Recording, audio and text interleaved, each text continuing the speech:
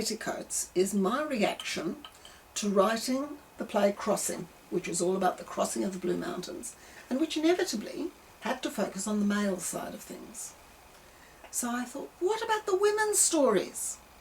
And I researched and I wrote Pioneers in Petticoats. Women from Australia in the 19th century who came out here. The first of them is Mary Bryant. She was a convict from the First Fleet who escaped with her husband, her 2 babies, and 9 other people on a little open boat all the way up the east coast of Australia, all around the top and to where East Timor is today. It was a tough life, and her story deserves to be told. The second woman whose story we tell in Pioneers in Petticoats is the delightful young Eliza Hawkins. She was a real young woman. She was 11 when she was going with her family as the first family of free settlers to go to Bathurst over the Blue Mountains on a bullock dray with her mum, her dad, her grandma, and how many children? I'm trying to remember. They had accidents to cope with. They had wonderful times camping out, you know, with everybody else under the stars. They had bed bugs. They had beautiful flowers to pick on the way. They had an amazing time. So that was Eliza.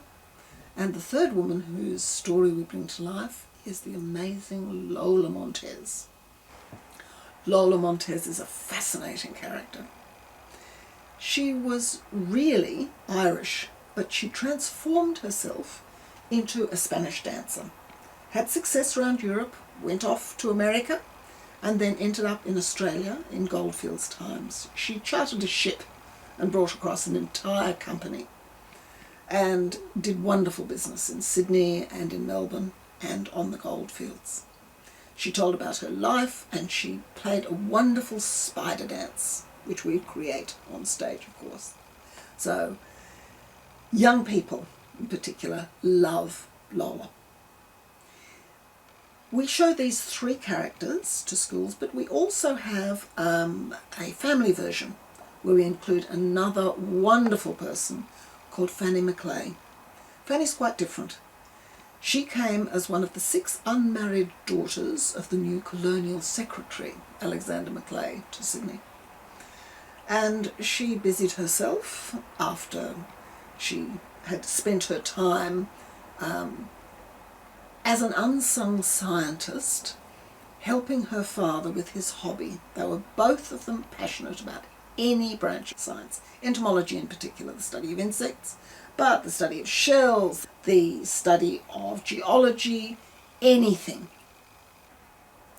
That is Pioneers in Petticoats for very different colonial women who all deserve to be remembered.